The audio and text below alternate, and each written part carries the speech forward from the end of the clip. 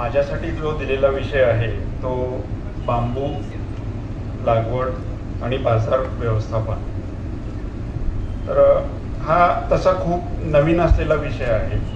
अजून महाराष्ट्रामध्ये बांबूबद्दल खूपसं अज्ञान, समज, गैरसमज अशा बऱ्याचशा बाबी या बांबू वनस्पतीविषयी दिसतात. दैनंदिन जीवनामध्ये आपल्याला अत्यंत उपयोगी पडणारी वनस्पती असं म्हटलं तरी काय वावगं ठरणार नाही आहे.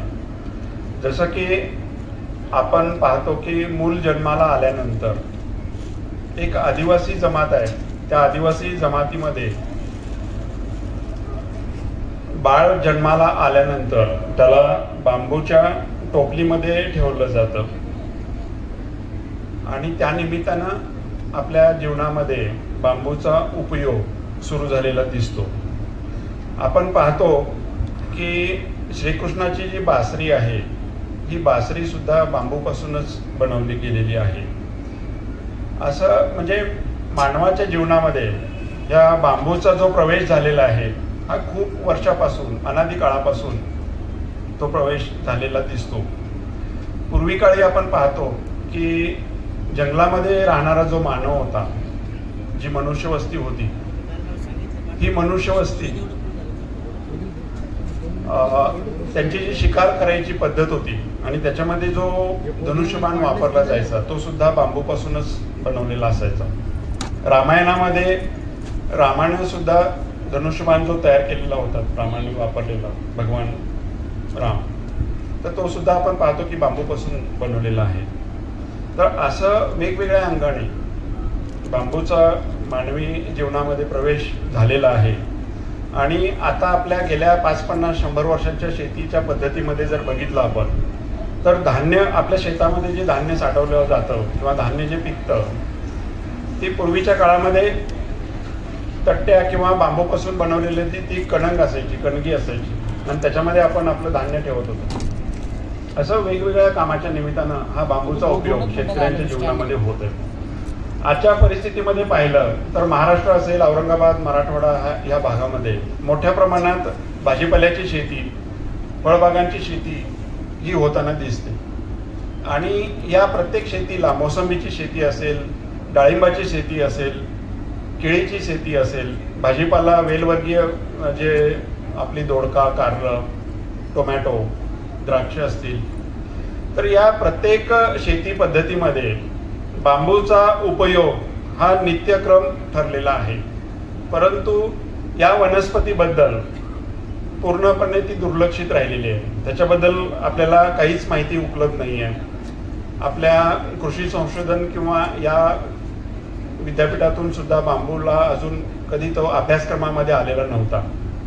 आणि आता ती वेळ आलेली आहे की आपल्याला त्या बांबू पिकाची नोंद घ्यायची वेळ आलेली आहे. आणि त्याचा उपयोग या आपल्या मराठवाड्याच्या अवर्षणग्रस्त भागामध्ये जिथं पाणी कमी आहे, पाण्याचं दुर्भिक्ष आहे, अशा संरक्षित पद्धतीने जर का आपण बांबूची शेती केली तर निश्चितच हे एक वरदान ठरेल आणि त्याच्यातून शेतकऱ्यांचं उत्पन्न वाढवण्यासाठी निश्चितच हातभार लागेल.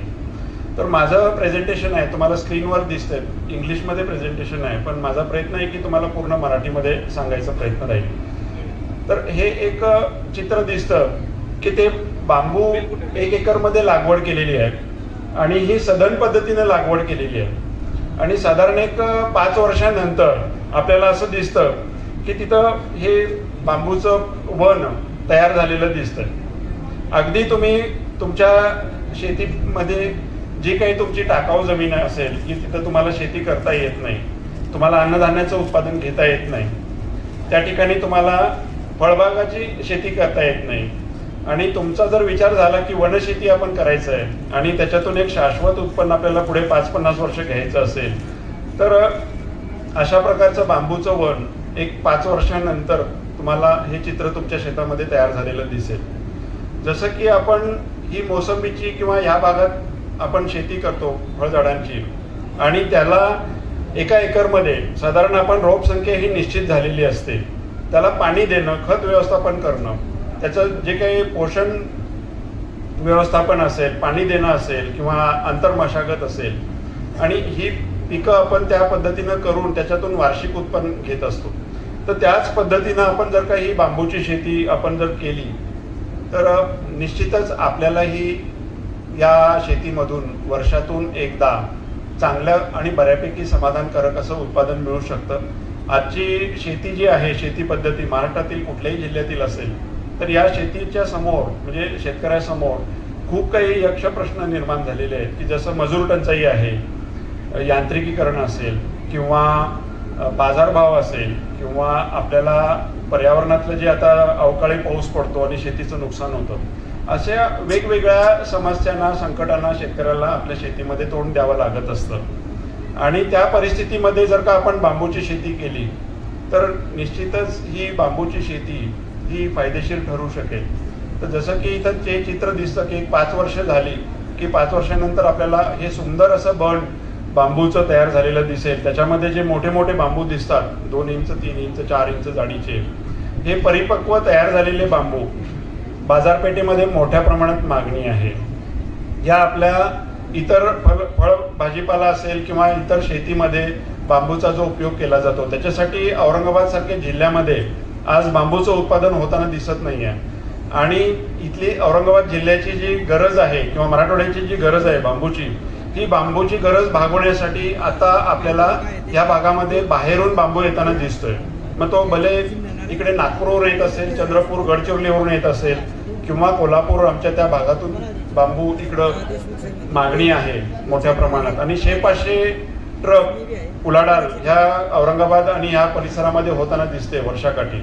परंतु आपल्याला ती माहिती नाही की ती बाजारपेठ कशी आहे, त्याची विक्री कशी करायची, ते कोणती जात लावायची, आणि याच्याबद्दल बरंचसं आपल्याला अज्ञान आहे. तर इथे दिसतं की साधारण हे सुंदर चित्र तयार झालेलं आहे. खाली आच्छादन झालेलं आहे जमिनीवरती आणि जमीन सुद्धा तिथं सुपीक व्हायला लागते. जमिनीमधले जे आमूलाग्र बदल आहेत या बांबूच्या शेतीमधून आपल्याला साधता येणार आहेत. जी आता गेल्या 5-50 वर्षामध्ये आपण शेती करतो, ऊसाची शेती असेल किंवा आणि वेगवेगळ्या प्रकारच्या शेती आहेत, याच्यामध्ये बरंचसं आपल्याला जमिनीचं आरोग्य बिघडलेलं आहे आणि दिवसेदिवस आपली उत्पादकता घटत चाललेली आहे. तर बांबूच्या शेतीमध्ये जर आपण वळलो तर निश्चितच हे जमिनीतले एक आमूलाग्र बदल, सुपीक बदल हे बांबूच्या शेतीमुळे होतात. त्याची जी पानगळ आहे आणि त्या पानांच्या पासून जवळजवळ 1 एकरमधून आपल्याला साधारण 4 ते 5 टन 1 एकरमधून पालापाचोळा पडतो आणि त्या पालापाचोळ्याचा उपयोग आच्छादनासाठी होतो. आच्छादनामुळं पाण्याची कमतरता कमी होते, जमिनीतली पोषणद्रव्ये वाढतात, जमिनीमधलं कार्बन सेंद्रिय कर्ब जो आहे तो वाढतो आणि असे अनेक प्रकारचे फायदे ह्या आपल्याला बांबूच्या शेतीतून होताना दिसत आहेत. तर हे एक दुसरं चित्र आहे की इथं सधन पद्धतीने लागवड केलेली आहे. याच्यामध्ये साधारण 1 एकरमध्ये 1000 रोपं लावलेली आहेत. 2 ओळीतलं अंतर आहे 12 फूट आणि 2 रोपातलं अंतर आहे 1 मीटर म्हणजे 3.28 फूट. आणि हे साधारण 2 वर्षाचं चित्र आहे. हे 2012 साली एका वीज निर्मिती करणाऱ्या कंपनीच्या प्रक्षेत्रावरती याची लागवड आपण सुरुवात केली होती आणि महाराष्ट्रातलं हे 2012 नंतर 2015 पर्यंत जवळजवळ 70 एकर या ठिकाणी आपण बांबूची शेती गडचिरोली सारख्या दुर्गम जिल्ह्यामध्ये, की जिथं भात शेतीच फक्त घेतली जायची, त्या ठिकाणी वैनगंगा नदीच्या काठावरती हा प्लॉट, महाराष्ट्रातला पहिला प्लॉट की बांबू वनशेतीमधून कमर्शियल फार्मिंग म्हणता येईल याला, व्यावसायिक शेती. तर या पद्धतीनं याला ठिबक सिंचन दिलेलं आहे, पाणी व्यवस्थापन केलेलं आहे, खतांचं नियोजन केलेलं आहे आणि त्यानंतर असं आपल्याला छोटीशी 1 2 फुटाची रोपं लावली आणि त्याच्यानंतर केवळ 2च वर्षामध्ये असं चित्र झालेलं दिसतं. तर या ठिकाणी 1 एकरमधून साधारण 4 वर्षानंतर इथं 40 टन उत्पादन घेतलेलं आहे बांबूपासून आणि त्याचा उपयोग वीज निर्मितीसाठी बांबूचा biomass as a burning fuel म्हणून त्याचा वापर या बांबूचा उपयोग केलेला आहे. इथं दिसतं तुम्हाला की मोठं झालेलं बांबूचं शेत, पहिला जो फोटो बघितला आपण, आणि त्या शेतातून काढलेले जे बांबू आहेत म्हणजे जमिनीलगत आपण बांबू कापला, यांत्रिक करवतीनं आपण तो बांबू कापला आणि पूर्ण बांबू जसं की त्याच्या फांद्या, त्याची पानं हे न तोडता इथं हे श्रेडर मशीन दिसतं. हे श्रेडर मशीन आहे आणि त्या मशीनच्या शेजारी ट्रॉली उभी आहे आणि तो कामगार जो आहे तो त्या मशीनवरती, त्या कन्व्हेअर बेल्टवरती तो बांबू ठेवतोय आणि त्याच्यानंतर तो त्या चिपिंग मशीनमध्ये जातो, शेडरमध्ये जातो आणि त्याचं चिपिंग होऊन त्याचे बारीक छोटे छोटे छोटे तुकडे हे तयार होतात. साधारण 5 mm पासून ते 20 mm पर्यंतचे त्याचे तुकडे होतात आणि मग ते त्या ब्लोअरनं त्या ट्रॉलीमध्ये लोड केलं जातं. तर हे जे आहे चित्र, हे सर्वसाधारण आपल्या बांबूच्या तयार झालेल्या प्लॉटमध्ये हे आपल्याला 4 वर्षांनंतर, बांबू लागवड झाल्यानंतर आपल्याला जी काढणी करायची आहे त्याच्यासाठी हे उपयोगी मशीन आहे आणि तिथं हे करताना दिसतं. हा जो फोटो आहे, हे चित्र जे दिसतं याच्यामध्ये ट्रॉली भरलेली आहे आणि त्याचे जे बांबूचे चिप्स तयार झालेले आहेत. तर हे तयार झालेले जे काही बांबू बायोमास आहे, चिपिंग आहे, बांबू चिप्स म्हटलं जातं. तर याचा जो उपयोग आहे हा वेगवेगळ्या पॉवर प्रोजेक्टमध्ये, इंधन बायोमास बर्निंग फ्युएल, ज्या ठिकाणी thermal base, biomass base power plant आहेत, महाराष्ट्रामध्ये अशा बऱ्याच ठिकाणी पॉवर प्लांट आहेत, त्या ठिकाणी या बांबूचा चिप्सचा वापर हे एक जळण म्हणून केला जातो, इंधन म्हणून केला जातो. आणि बऱ्याच वर्षापासून हे पॉवर प्लांट आहे की जिथं त्यांना अशा प्रकारचं इंधन मिळत नाही आणि वर्षभर ते चालत नाहीत आणि इंधन नसल्यामुळं काही काळ ते बंद ठेवावे लागतात. तर बांबू लागवड झाली तर निश्चितच आपल्याला हे एक पॉवर सेक्टर आहे की या ठिकाणी आपल्याला हे डायरेक्ट आपण बर्निंग फ्युएल म्हणून याचा वापर करू शकतो. त्याच्यानंतर महाराष्ट्रामध्ये काही ठिकाणी MDF बोर्ड किंवा पार्टिकल बोर्ड मॅन्युफॅक्चरिंग कंपन्या आहेत. तर एका सांगलीच्या मॅन्युफॅक्चरिंग कंपनीनं गेले 15 वर्ष जवळजवळ आता त्यांनी बांबू वापर सुरू केलेला आहे आणि आता यावर्षी त्यांनी दिवसाला 100 टन बांबूची मागणी केलेली आहे आणि ते 4,400 रुपये पर टन तिथं ते पोच घेत आहेत आणि त्याच्यापासून तो पार्टिकल बोर्ड, MDF बोर्ड बनवत आहेत. म्हणजे ही औद्योगिक क्षेत्रातली जी मंडळी आहेत, औद्योगिक क्षेत्रातल्या ज्या कंपन्या आहेत, वीज निर्मितीमध्ये असतील किंवा पार्टिकल बोर्डमधले असतील किंवा पेलेट इंडस्ट्री असेल, बायोफ्युएल, ब्रिकेट इंडस्ट्री असेल, तर या उद्योगातून आपल्याला या बांबूला भविष्यात चांगला मार्केटच्या संधी उपलब्ध होत आहेत. आता जसं आपण बघितलं की आपल्या पारंपरिक शेती किंवा फळबाग असेल किंवा भाजीपाल्यासाठी आपल्याला शेतीमध्ये मोठ्या प्रमाणात बांबू लागतो. हे पारंपरिक उपयोग तर आहेतच आहेत, परंतु त्याच्या व्यतिरिक्त येणारा जो काळ आहे हा अशा उद्योगांना हे एक कच्चा माल म्हणून आपण ह्या बांबूच्या शेतीचा उपयोग जर केला, लागवड जर केली तर त्या ठिकाणी आपल्याला विक्रीच्या संधी इथं आहेत. इथं दिसेल की हा एक कोल्हापूरमधला पॉवर प्लांट आहे 20 मेगावॅटचा आणि त्या पॉवर प्लांटच्या ठिकाणी हे शेतकऱ्याच्या शेतात तयार झालेलं जे बांबू बायोमास आहे हे चिपिंग करून, शेडिंग करून त्या पॉवर प्लांटमध्ये आणलं गेलेलं आहे आणि तिथं त्या ट्रॉलीतून ते खाली केलं जाते, डम्पिंग केलं जाते आणि त्या ठिकाणी वीज निर्मितीसाठी याचा उपयोग हा बायोमासचा या उपयोग केलेला आहे. आता आपण पाहूया की साधारण आपल्याला उपयोगी कोणत्या कोणत्या जाती आहेत बांबूच्या आणि कोणती जात लावावी. बरंचसं शेतकऱ्यांचं म्हणजे गोंधळ उडतो कुठे की आपला भाग कोणता, आपल्या भागामध्ये परिसरामध्ये कोणती जात येईल आणि ती कशी लावायची, ती कुठून आणायची, त्याच्याबद्दलची माहिती उपलब्ध नाही आहे. माझं एक पुस्तक आपण प्रकाशित केलेलं आहे, जागतिक बांबू दिवस 18 सप्टेंबर 2022ला हे पुस्तक प्रसिद्ध झालेलं आहे बांबू शेतीवरचं. इथं कसं आहे की 17मध्ये आपल्याला जास्त काळ बोलता येणार नाही, अर्ध्या तासाचा वेळ आहे फक्त. आणि ह्या पुस्तकामध्ये बरीचशी माहिती आहे की याच्यामध्ये वेगवेगळ्या जाती, काढणी पश्चात तंत्रज्ञान, वेगवेगळ्या म्हणजे लागवड पद्धती असतील, याच्यामध्ये 101 प्रश्न पण दिलेले आहेत आपण आणि त्याची उत्तरं पण मांडलेली आहेत. तर असं हे 108 पानांचं पुस्तक आहे. 300 रुपये किंमत आहे या पुस्तकाची. या कार्यक्रमानंतर तुम्हाला ज्यांना कोणाला घ्यायचं असेल ते घेऊ शकतात. इथं पुस्तक उपलब्ध केलेलं आहे, याच्यामध्ये सविस्तर माहिती आहे. तर आता बघूया आपण की या जाती कोणत्या आहेत आणि आपल्याला औरंगाबाद किंवा मराठवाड्यासाठी या भागामध्ये कोणत्या जाती लागवडीसाठी उपयोगी ठरू शकतात. तर पहिली जात आहे बांबोसा बल्कोवा. ही जात जी आहे बांबोसा बल्कोवा ही प्रामुख्याने आपल्याला आसाम किंवा त्रिपुरा हा जो नॉर्थ ईस्टचा भाग आहे त्या ठिकाणी ही प्रामुख्याने आढळते. काही प्रमाणात केरळमध्ये सुद्धा ही जात आहे आणि ह्या जातीचं पहिलं रोप बांबोसा बल्कोवा ह्या जातीचं पहिलं रोप आपण 2009 साली कोल्हापूर जिल्ह्यामध्ये लागवड केलेली आहे याची. आणि या जातीमधले आता परिपक्व बांबू 2015 पासून आपण विक्री करायला लागलेलो आहे आणि आमचे काही शेतकऱ्यांनी पण विक्री केलेली आहे. तर हा जो बांबू आहे हा एकतर जाड आणि मोठा आहे, साधारण 3 इंच, 4 इंच, 5 इंचापर्यंत त्याचं डायमीटर येतं आणि याला काटे नाही आहेत. प्रामुख्यानं म्हणजे महत्त्वाचं काय की आपल्याकडं जे नदीकाठ किंवा कुठे आपण ओढाकाठावर जर बेटं बघितली असतील तर त्या बेटामध्ये काटे खूप असतात आणि ती शेती कशी करायची, ते बेट तोडायचं कसं, हा प्रश्न आपल्याला पडलेला असतो.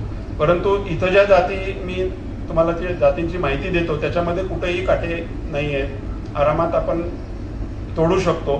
तर या ज्या बलकुआ ही जात आहे ही फक्त तोडायला थोडीशी कठीण आहे, त्याच्यावर सहजासहजी कोयता चालत नाही आहे. त्याच्यामध्ये आपण जर का चेनसॉ पॉवर ड्रिव्हन जे करवत आहे पेट्रोलवर चालणारं किंवा इलेक्ट्रिकवर चालणारं, तर अशा करवतीनं जर आपण कापला तर तो अगदी 3-4 सेकंदामध्ये कापता येतो. त्याची उंची जी आहे महाराष्ट्रामध्ये अगदी 35-40 फुटापर्यंत 25 फुटापर्यंत उंची मिळालेली आहे. ज्या ठिकाणी पूर येतो नदीकाठावरची जी जागा असते की तिथं पिकांचं आपल्या मोठ्या प्रमाणात नुकसान होतं पावसाळ्यामध्ये, अशा ठिकाणी ही जात आपण बऱ्याच ठिकाणी लावलेली आहे. अगदी गडचिरोलीपासून कोल्हापूरपर्यंत ही नदीकाठावरती लागवड झालेली आहे. त्याची नदीकाठावरती आपल्याला याची जी उंची मिळालेली आहे ती 50 फुटापर्यंत उंची मिळालेली आहे आणि फार सुंदर उत्पादन ही जात द्यायला लागलेली आहे. तर ही जात आपल्याला खूप उपयोगी आहे. जवळजवळ आता गेल्या 4 वर्षामध्ये म्हणजे बांबू बोर्डाच्या प्रयत्नातून असेल किंवा महाराष्ट्रामध्ये ज्यावेळी बांबू लागवड योजनाचा आरंभ झाला 2019-18 पासून, तर त्यावेळेपासून या जातीची जवळजवळ 80 लाख रोपं महाराष्ट्रामध्ये वेगवेगळ्या जिल्ह्यामध्ये लागवड झालेली आहे आणि याचे मोठ्या प्रमाणात आता औद्योगिक वापर म्हणा किंवा आपल्या ह्याच्यासाठी पुढच्या 2-3 वर्षामध्ये हे बांबू उपलब्ध व्हायला लागतील. दुसरी जात आहे बांबोसा टुल्डा. बांबोसा टुल्डा जी जात आहे, आपण जी घरी देवाला उदबत्ती जी लावतो ही उदबत्ती आपण त्या जातीपासून तयार करू शकतो. भारतातली जी गरज आहे ह्या टुल्डा जातीची ती जवळजवळ आपल्याला 1 लाख टन बांबू हा वर्षाला पाहिजे आहे आणि जेमतेम आता आपल्याकडे 5,000 टन फक्त उपलब्ध होतं की त्याच्यावरून आपल्याला लक्षात येईल की याचं पोटेन्शियल किती मोठं आहे या जातीचं. तर ही जात महाराष्ट्रामध्ये साधारण 2015 पासून या जातीचा लागवडीचा आरंभ झालेला आहे. तर ही जात साधारण 2 इंच डायमीटरचा हा बांबू बनतो, 2 इंच 3 इंच डायमीटरचा, आणि त्याची उंची महाराष्ट्रामध्ये जवळपास 35 ते 40 फूट उंच हा बांबू गेलेला आहे. तर ह्या जातीला आपण इकडे लावायला हरकत नाही अशी ही उपयोगी जात आहे. तिसरी जात आहे डेंड्रोकॅलॅमस ब्रँडिसी. हा मोठा म्हणजे जाईंट बांबूचा प्रकारातला हा बांबू आहे. तर हा बांबू जो आहे हा साधारण डोंगर घाट माते किंवा अशी गर्द झाडी असेल तर ह्या झाडीमध्ये किंवा एखाद्या नदीकाठावरती दरी खोऱ्यामध्ये हा बांबू अतिशय सुंदर वाढतो. याला थोडंसं दमट हवामान लागतं. ही जात थोडीशी सेन्सिटिव्ह आहे. ही जात आपण 2012 पासून प्रमोट करण्याचा प्रयत्न करतोय. तर कोकण आणि पश्चिम घाटामध्ये ह्या जातीनं खूप चांगला जोर धरलेला आहे आणि 2012-13 नंतर लागवड झालेलं जे काही बेटं आपण पाहतो ती आता 50 ते 60 फुटाच्या पुढे गेलेली आहे. तर ही जात कोकणपट्टी किंवा जिथं घाट माते किंवा जे दरीखोरी आहे, नदी काठ आहे, जिथं ज्या ठिकाणी गर्द झाडी आहे अशा झाडीमध्ये जरी ही लावली तरी फायदेशीर आहे. त्याच्यानंतर मानगा सिडॉक्सिटेनोथेरा स्टॉक्सी ही जात जी आहे आता आपल्या भागामध्ये द्राक्ष पिकासाठी ही मोठ्या प्रमाणात वापर केली जाते. नाशिक जिल्ह्यामध्ये ह्या जातीची जवळजवळ 1000 ते 1500 ट्रकची मागणी आहे एकाच जातीची आणि सध्या ती पुरवठा जे आहे कोल्हापूर पुणे ह्या भागातूनच होतोय. गडचिरोलीमधून जो काही बांबू येतो तो मानवेल जातीचा बांबू येतो आणि याला द्राक्ष पिकासाठी मोसंबीसाठी खूप मोठ्या प्रमाणात ही जात वापरली जाते. गुरुड लोक जे आहेत किंवा कारागीर लोक आहेत त्यांना जे हस्तकला विणकाम जे करायचं आहे ते या जातीपासूनच करायचं आहे. त्याच्यानंतरची जात येते थायरोस्टॅचस ऑलिव्हेरी. ह्या सगळ्या भारतीय जाती आहेत. ही जरी इंग्लिश नावं दिसत असली तरी ही काही कुठलीही जात विदेशी जात नाही आहे. ही पूर्वपार अनादी काळापासून हजारो लाखो वर्षापासून या जातींचं वास्तव्य भारतामध्ये आहे आणि त्याच जाती आपल्याला पुढे वापरता येणार आहे. तर थायरोस्टॅचस ऑलिव्हेरी ही जी जात आहे ही जात आतून तो बांबू भरीव असतो. जवळजवळ त्याच्यात 80 ते 90% भाग भरीव येतो आणि कोरडो पद्धतीनं ही जात लागवड करायला अतिशय उपयुक्त अशी जात आहे. माझ्याकडे याचं जे बेट आहे ऑलिव्हेरीचं बेट हे गेल्या 2007 साली लागवड केलेलं बेट आहे. त्याला पाणी कधीही घालत नाही परंतु समाधानकारक आणि चांगलं उत्पादन देणारं ते बेट आहे. फक्त काय की याची मोठ्या प्रमाणात अजूनही आपल्याला रोपं उपलब्ध होत नाहीत या जातीमध्ये. त्याच्यानंतरची जात आहे बांबोसा पॉलीमार्फा.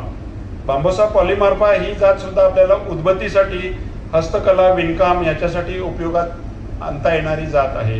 ही जात सुद्धा सुंदर आहे. ही जात प्रामुख्यानं म्यानमारच्या बाउंड्रीवरती आढळते.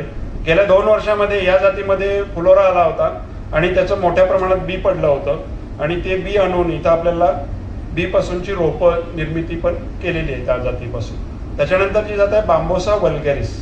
बांबोसा वल्गॅरिस हा मध्यम आकाराचा साधारण 4 इंच 5 इंच जाडीचा असलेला आणि 50 ते 60 फूट वाढणारा उंच वाढणारा हा बांबू आहे. साधारण एकरी आपण 160 ते 200 रोपं जर लावली तर या जातीपासून सुद्धा आपल्याला चांगला उपयोग घेता येणार आहे. तर ह्या जाती आपल्याला मराठवाड्यासाठी उपयोगाच्या जाती आहेत. तर इथं दिसतो हा फोटो जो आहे हा डेंड्रोकॅलेमस ब्रँडिसी किंवा याला बर्मा बांबू म्हटलं जातं. हा जगातला सगळ्यात उंच वाढणारा बांबू आहे. 110-120 फुटापर्यंत उंच वाढतो. परंतु हा जो बांबू आहे हा कोकणासाठी किंवा पश्चिम घाटामध्ये जे काही डोंगराळ भागातले जे परिसर आहे त्या ठिकाणी उपयुक्त आहे. इथं औरंगाबाद सारख्या कोरड्या हवामानामध्ये याची लागवड न केलेलं बरं. इथं दिसतं की डेंड्रोकॅलेमस ब्रँडिसीचे काही उपयोग दिलेले आहेत, पण इथं फारसा आपल्याला तो उपयोगाचा नसल्यामुळे त्याच्यावरती आपल्याला जास्त वेळ बोलायला नको. इथं दिसेल की डेंड्रोकॅलेमस टॉक्सी किंवा ऑक्सिटेनन्थेरस टॉक्सी असं या जातीचं नाव आहे. याला आपल्या बोलीभाषेमध्ये आमच्या पश्चिम महाराष्ट्रामध्ये मानगा बांबू असं म्हटलं जातं. तर हा जो बांबू आहे हा द्राक्ष बागेमध्ये मोठ्या प्रमाणात गेल्या 15-20 वर्षापासून या बांबूचा उपयोग सुरू आहे. बुरुड कामासाठी, सुपं, बुट्या, टोपल्या तयार करण्यासाठी, हस्तकला, विणकाम, फर्निचर, अतिशय उच्च दर्जाचं फर्निचर या बांबूपासून तयार केलेलं आहे. तर ही जात प्रायोगिक तत्वावरती जसं की कृषी तंत्र विद्यालय आहे किंवा इथं कृषी संशोधन केंद्र आहे या ठिकाणी याची लागवड होऊन त्याच्यानंतर या परिस्थितीमध्ये या भागामध्ये हा बांबू कसा वाढतो हे एक 5 वर्ष जर अभ्यास करून तिथून पुढं आपण ही मोठ्या प्रमाणात शेतकऱ्यांना जात शिफारस करण्यासाठी हरकत नाही आहे. या जातीचं वैशिष्ट्य काय की अजूनही याची रोपं मोठ्या प्रमाणात उपलब्ध होत नाही आहेत. याची फक्त रोपं टिश्यू कल्चर किंवा त्याचे कंद काढून कोकणामध्ये किंवा पश्चिम महाराष्ट्रामध्ये कंद काढून याची लागवड करण्याची प्रथा फार पूर्वीपासून आहे. तर ही जात खूप महत्वाची आहे. आता जे काही महाराष्ट्रामधली जी उलाढाल आहे बांबूची त्याच्यामध्ये 50% वाटा या एकाच जातीचा आहे. मानगा बांबू जो आहे हा सिंधुदुर्ग जिल्ह्याचा नेटिव्ह बांबू आहे. म्हणजे त्याचा उगमस्थान किंवा त्याचा जो जन्म आहे तो तिथं सिंधुदुर्ग भागामध्ये आहे. सिंधुदुर्ग जिल्ह्याची जी उलाढाल आहे जवळपास 50 कोटीच्या पुढे उलाढाल त्या बांबूची होताना दिसते. हा अतिशय सुंदर आणि देखणा बांबू आहे. साधारण 25 ते 30 फूट उंचीनं वाढतो आणि याच्या 18 फुटाच्या 20 फुटाच्या काट्या ज्या आहेत हा ट्रक भरून सगळीकडे महाराष्ट्रामध्ये जाताना दिसतात आणि त्याचा उपयोग आपल्या शेती कामासाठी, द्राक्ष बागेसाठी, भाजीपाल्यासाठी मोठ्या प्रमाणात होतोय. ही दुसरी जात आहे बांबोसा टुल्डा. बांबोसा टुल्डा जातीचा उपयोग हा उदबत्तीसाठी मोठ्या प्रमाणात होतोय. आपल्याला जसं मी मगाशी सांगितलं की आपल्याला भारतातली जी उदबत्तीची जी उलाढाल आहे ती जवळजवळ 10,000 कोटीचं मार्केट आहे भारतातलं आणि वर्ष 2020 पर्यंत या जातीचे काड्या ज्या आहेत उदबत्तीसाठी लागणाऱ्या काड्या त्या आपण व्हिएतनाम देशाकडून आणि चीनमधून आयात करत होतो आणि पूर्ण आयात केलेल्या या बांबूच्या काड्यापासून आपली उदबत्ती बनत होती आणि त्याच्यावरती आता केंद्र सरकारनं इम्पोर्ट ड्युटी वाढवलेली आहे. 25% इम्पोर्ट ड्युटी वाढवलेली आहे आणि त्याच्यामुळं आता ती निर्यात हळूहळू आता बंद झालेली आहे आणि भारतातली ही टुल्डाची जी काडी आहे ही आपल्या उदबत्ती उद्योगामध्ये मोठ्या प्रमाणात वापरली जाणार आहे. तर आताच्या परिस्थितीमध्ये जी महाराष्ट्रामध्ये मागणी आहे टुल्डाची ही पूर्णपणे आसामवरून तो बांबू येतोय आणि मगच आपल्याला तो बांबू उपलब्ध होतो. जर या जातीची लागवड मोठ्या प्रमाणात जर शेतकऱ्यांनी केली तर निश्चितच आपल्याला फायदेशीर उत्पन्न या औरंगाबाद सारख्या या भागामध्ये घेता येणार आहे. हे टुल्डाचे तोडलेले जे काठे आहेत जे इथं पाहायला मिळतात. साधारण याची लांबी जी आहे हे 30 ते 40 फुटापर्यंत लांबी मिळते. त्याचं जे खाली खोडाकडचं जे डायमीटर आहे खाली जो त्याचे जे आपल्याला व्यास जो मिळतो तो साधारण 2.5 इंचापासून ते 3 इंचापर्यंत हा बांबू जाड होतो. उंची त्याची जवळजवळ 35 ते 40 फुटापर्यंत जाते. तोडायला अतिशय सोपा आहे हा बांबू. त्याच्यामध्ये कोणतंही किचकट असं काही असं फांद्या म्हणा किंवा हे बाकीचं काटे वगैरे काही नाही आहे. आपण कोणीही अगदी अनस्किल्ड लेबर कोणत्याही अकुशल मजुराकडून आपण याची तोडणी करू शकतो. इथं दिसेल की ही टुल्डा बांबूची रोपं नर्सरीमध्ये किती सुंदर तयार होताना दिसत आहेत. ही रोपं हे एक आमचे शेतकरी आहेत. हे बाजीराव पाटील म्हणून आहेत. हे कोल्हापूर जिल्ह्यामध्ये त्यांचं राधानगरी तालुक्यामध्ये पिरळमध्ये त्यांनी 35 एकरमध्ये याची लागवड केलेली आहे. दुसरे जे पूर्वेला जे उजव्या बाजूला जे शेतकरी आहेत ते डॉक्टर वांगीकर म्हणून आहेत आणि त्यांचा इथं परळी वैजनाथला शेत आहे. त्या ठिकाणी त्यांनी जवळजवळ 12 ते 13 एकरमध्ये ह्या बांबूची लागवड केलेली आहे आणि त्यांच्याकडे आता उत्पन्न पण यायला लागलेलं आहे. इथं दिसेल की ही टी ऑलिव्हेरी किंवा थायरोस्टेचस ऑलिव्हेरी जातीचा हा बांबू आहे. हा बांबू तिकडे आसाममध्ये किंवा त्रिपुरासारख्या नॉर्थ ईस्ट राज्यामध्ये हा मोठ्या प्रमाणात दऱ्याखोऱ्यामध्ये दाट जंगलामध्ये ह्या बांबूचं वास्तव्य आढळतं. हा अतिशय काटक आहे, ह्याच्यावरती कोणत्याही प्रकारचा रोग पडत नाही. अत्यंत प्रतिकूल परिस्थितीमध्ये तग धरून राहणारी ही जात आहे. तर या जातीचं आपण वैशिष्ट्य जर बघितलं की कोणताही बांबू जर आपण विचार केला तर खाली खोडाकडे तो जाड असतो आणि जसा जसा वर जाईल तसा तो असा टेलिस्कोपिक म्हणजे बारीक बारीक बारीक होताना दिसतो. तर या जातीमध्ये साधारण आपल्याला 20 ते 25 फुटापर्यंत आपल्याला एक समान त्याचं डायमीटर जे आहे, व्यास जो आहे, खाली जसं 2 इंच किंवा 3 इंच जर आपल्याला त्याचं डायमीटर मिळालं तर तेवढंच आपल्याला 20व्या फुटापर्यंत 25व्या फुटापर्यंत डायमीटर मिळू शकतं. हा आतून बऱ्यापैकी भरीव आहे आणि कोणत्याही कठीण अशा टिकाऊ बांबूचा उपयोग जिथे जिथं होतो, बांबूच्या ग्रीन बिल्डिंग्स बनवण्यासाठी, फर्निचरसाठी. आता भारतातून हा बांबू फिशिंग रॉडसाठी एक्सपोर्ट होताना दिसतोय हा बांबू. तर याची सुद्धा लागवड करायला हरकत नाही. सध्या परिस्थितीमध्ये याची टिश्यू कल्चरची रोपं अजून उपलब्ध नाही आहेत. त्याचे कंदापासून म्हणजे रायझोमपासून तयार केलेली रोपं काही प्रमाणात उपलब्ध आहेत, पण त्याची किंमत जास्त होते. हे एका ठिकाणी लागवड केलेली टी ऑलिव्हेरीचं साधारण सुंदर असं तयार झालेलं बांबूचं एज हे दिसतंय. त्यानंतर आपल्याला महाराष्ट्रातील कोणत्या कोणत्या भागामध्ये बांबूचे वाढ चांगली होईल, भौगोलिक क्षेत्र कोणतं, तर कोकणपट्टी आहे, तिथं दमट हवामान आहे, ढगाळ वातावरण आहे, भरपूर पाऊस आहे. हे अतिशय समृद्ध असं ठिकाण आहे. कोकणचे 5 जिल्हे अगदी पालघरपासून ते सिंधुदुर्गपर्यंत आपण कुठेही बांबूची लागवड केली तर ती निश्चितच नारळ किंवा आंब्यापेक्षा फायदेशीर होणार आहे. दुसरं असं की कुठल्याही प्रकारची जमीन, पडीक जमीन आपल्याला वापरता येणार आहे. जर आपण त्याला पाणी व्यवस्थापन केलं, खत व्यवस्थापन केलं तर दरवर्षी उत्पन्न देणार आहे. तर असं हे कोकणपट्टी आहे. त्याच्यानंतरचा जो भाग आहे हा पश्चिम महाराष्ट्राचा किंवा जे पश्चिम घाट माथे जे आहेत, सह्याद्रीची जी पर्वतरांग आहे, हा अतिशय समृद्ध असं हा भाग आहे की तिथं आपल्याला बांबूची शेती करता येते. मुळातच ह्या भागामध्ये मोठ्या प्रमाणात बांबूच्या जाती आढळतात. तिथं मेष जातीचा बांबू, मानगा जातीचा बांबू किंवा रिचा नावाचा बांबू आहे, सोनचिवा म्हणतात. ह्या जाती कितीतरी वर्षापासून तिथं वाढताना दिसत आहेत. त्यानंतर आपला जो मराठवाडा हा जो भाग आहे हा कोरडा आवर्षणग्रस्त भाग आहे. या ठिकाणी आपण मांडवेल, ऑलिव्हेरी, टोल्डा या जातींची लागवड निश्चितच करायला हरकत नाही. आणि त्याच्यानंतर जो विदर्भातला जो भाग आहे, हा विदर्भातला जो भाग आहे हा सुद्धा अतिशय समृद्ध आहे. गडचिरोलीसारख्या ठिकाणी आपल्याला पाहायला मिळेल की 1 लाख हेक्टरवरती तिथं बांबूचं वास्तव्य आहे आणि तिथून मोठ्या प्रमाणात बांबू पूर्ण महाराष्ट्रामध्ये आणि वेगवेगळ्या इतर राज्यामध्ये सुद्धा तिथून जाताना दिसतोय. तर अशा वेगवेगळ्या हवामानामध्ये बांबू ही वनस्पती वाढते. याला काय आहे की अतिशय उष्ण हवामान पण चालतं आणि दमट हवामान असेल तर तिथं उत्पादन तुमचं वाढणार आहे. जरी औरंगाबाद किंवा मराठवाड्यामध्ये दमट हवामान नसेल परंतु पाऊसमान जे आहे साधारण एक 800 ते 1000 मिलीमीटर पर्यंत पाऊसमान जे आहे हे इथं आपल्या मराठवाड्यामध्ये कुठं ना कुठं तरी मिळते. आता जे काही अवकाळी पाऊस पडायला लागले, जसं की ऑक्टोबर नोव्हेंबरमध्ये जे पाऊस झाले त्याच्यामुळं इतर पिकांचं तुमचं खूप मोठं नुकसान झालेलं आहे. बांबूच्या शेतीमध्ये असं काहीच घडणार नाही. कधीही पाऊस पडू द्या, तो बांबूला फायदेशीरच आहे. त्याच्यामुळं बांबूच्या शेतीचं कधीही नुकसान होणार नाही. हे आपले एक शेतकरी आहेत डॉक्टर संदीप चोपदे. हे मूळचे बुलढाण्याचे आहेत, इकडचे मराठवाडा परिसरातलेच आहेत. ते राहतात मुंबईमध्ये आणि त्यांनी शेती केलेली आहे कोकणामध्ये. तर ही पहिली व्यक्ती आहे की यांनी 1 हेक्टरमध्ये बांबोसा बल्कोवा हा बांबू 2011-12च्या दरम्यान लागवड केलेली आहे आणि त्यांनी यशस्वी केली की 1 हेक्टरमध्ये बांबूची व्यावसायिक शेती करून दाखवली. रत्नागिरीच्या कलेक्टरनी ही शेती पाहिली आणि त्यांनी रत्नागिरीसाठी 200 हेक्टरचं एक बांबू लागवड योजना राबवली MREGS मधून आणि जवळजवळ त्याच्यामध्ये 200 शेतकऱ्यांनी फायदा घेतलेला आहे. यांना वसंतराव नाईक कृषी प्रतिष्ठानचा बांबूच्या शेतीबद्दलचा पुरस्कार सुद्धा मिळालेला आहे, हे डॉक्टर संदीप चोपदे.